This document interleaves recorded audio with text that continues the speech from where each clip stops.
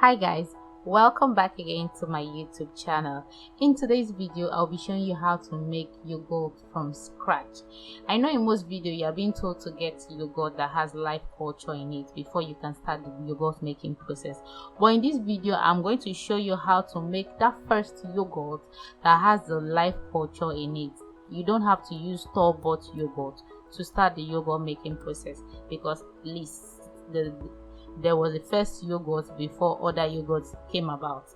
So I'm going to show you how to make that first yogurt that has a live culture in it, and it's also called the starter. If this sounds like what you like, please subscribe to my channel, like this video and share it to somebody who needs it. Let's start this video. This is the milk I'll be using for the purpose of this video, and this is my saucepan and my cup. These are just the three things I'll be using at least for the starter. So you can use any cup you like, you can use any cup of your choice. It doesn't have to be a baking or measuring cup. Whatever cup you're using, whatever plate you're using, just know that you're going to be working with ×1, ×2 or half. You're just going to maintain that same cup.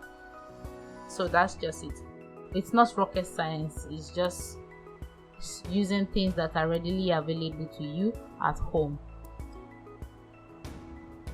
Without rambling so much, I'm going to start the yogurt making process. I'm going to be using 1/3 of the cup to make my starter, because the starter should just be a small plate of yogurt. So I'm using 1/3 of the cup and 1 cup of water.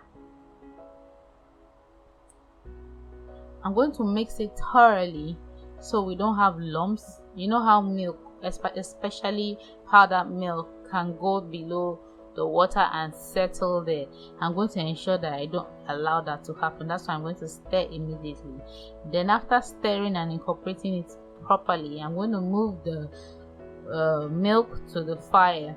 This is to enable any bacteria in the milk, in the pot, in any of our utensils to die off. We are not exactly cooking for long. We're just cooking it till it's hot, and you know it's hot enough for any bacteria to die off. You're gonna take it off the fire, and this is my star ingredient, which is pepper. You can use rodo, you can use shombo, you can use chili pepper. You got any pepper that has the stem at the top. I call it stem. I think it's called stalk something at the top.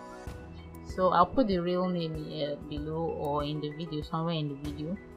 So I'm going to do a check. Please note that whenever you bring down your milk, you should stir at every point in time so as to stop that top shield from forming. I'm going to test it on my hand to ensure that it's not hot, like it's baby friendly. That's the only description I can give to it. So that way, that's when I'm going to introduce my pepper.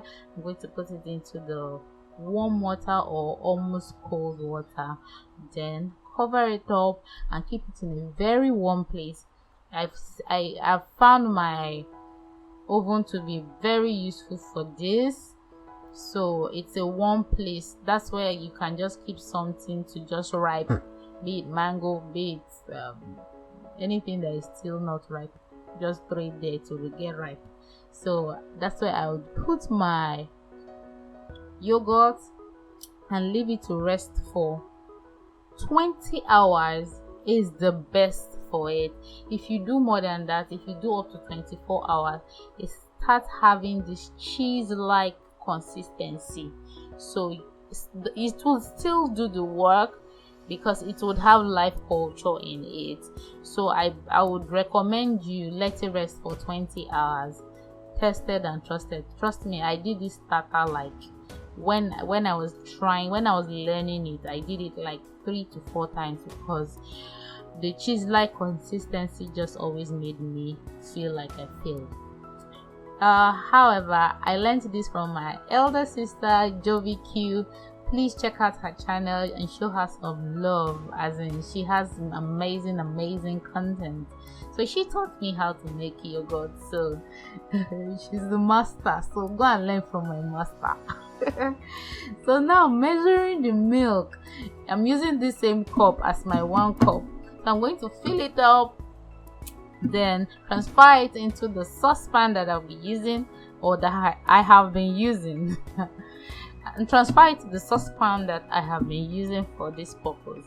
Then I'm going to add my water. Please note that I used a total of 2.5 cup for this, because I want it to be very thick. I know most recipe will say 3 cups, and yes, it should still be thick, but if you want it to be extra thick, maybe do 2.5 cup. And if you want it to be super duper thick, maybe you can do 2 cups. At least it would be easier for you, would have less whey, which is the water that comes out of the yogurt after it has fully incubated. So it's even easier for you to make Greek yogurt that way. That's to use a cheesecloth to sieve it off. You'll be left with just the yogurt. So it's so thick, yummy, delicious Greek yogurt. So that's the difference between both yogurt, the normal yogurt and the Greek yogurt. So most people don't sieve it out because the water is very little, almost negligible. So they just whisk it up with their whisk, and you have your very smooth, silky Greek yogurt. So now I'm going to put my milk on the fire after mixing it properly, and I'm going to let it cook, like bubble up. Once it bubbles up, I take it down immediately. I believe it's very hot that way, so I'm going to keep stirring because I don't want that top surface to form like a fat like top surface that happens to milk. I don't know what to call it. See, I don't know the science. If you want the science, just go to Jovee Q's channel and you'll be hearing the whole bacteria, fungi, and google. So I just want to show you how to make it. I don't know the science, and I'm not going to form like I know it. So when it's hot, you bring it down and let it cool. And while it's cooling up, you're stirring it because you don't want that top to form a solid shield.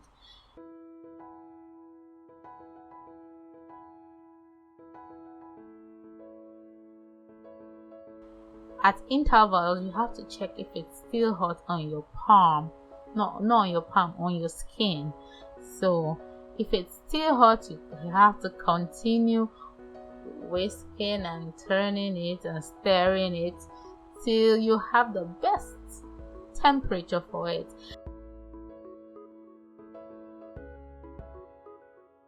Now I'm going to transfer the milk into my bowl.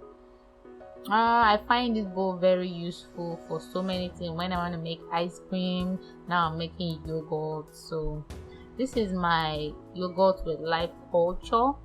I'm going to add it into it. You don't have to do too much. You just, sometimes you can just do 1 spoon. For me, I decided to do 2 spoons because I don't want any excuse. You're gonna keep stirring so you don't have any form of lumps and stuff like that from the starter.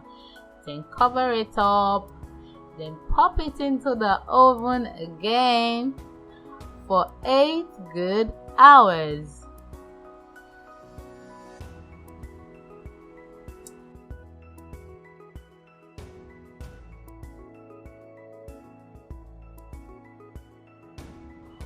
After 8 hours, this is what your yogurt will be like. Very thick, amazing consistency. You can see how thick it is. It is so yummy. There's no sugar.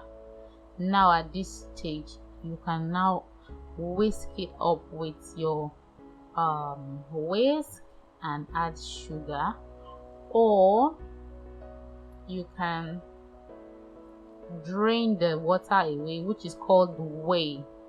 You can drain it and you'll be left with a thick yogurt which is Greek yogurt. You can make it sweeten.